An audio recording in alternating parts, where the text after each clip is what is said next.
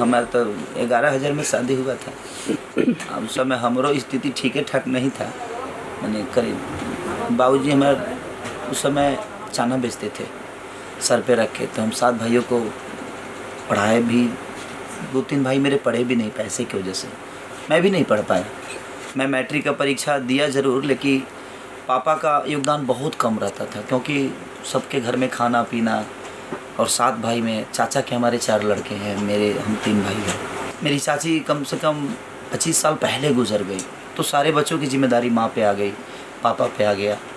तो जब उस समय हम लोग अलग नहीं हुए तो फिर अब अलग होने का कोई सवाल ही पैदा नहीं होता। तो उस समय हमारी गरीबी थी, इसलिए हम नहीं पढ़ पाया। और सेहरा जहाँ तक एगो कोट पैंट हमको सिलवाए थे मेरे ससुर जी।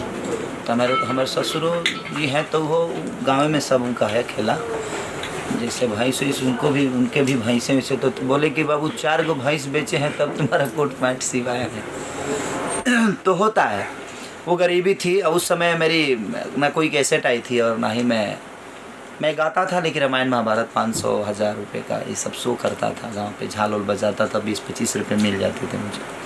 तो उस स्थिति में रहता था, तो उसी हिसाब से मुझे तिलक भी तय हुआ था। तो फिर पापा ने मेरे पापा तिलक के विरोध रहते हैं। मेरे 7 भाइयों की शादी तो हो गई, लेकिन किसी में कोई तिलक नहीं लिया गया। तो मेरे पापा ने बोला कि नहीं, हमारे घर से कोई जाएगा तो उसका स्वागत आप लोग कर दीजिएगा। तो 11,000 रुपये मेरे पापा ने नहीं लिया था, और बहुत प्यार मिला वहाँ पे। ससुराल के लोग भी मेरे बहुत अच्छे मिले।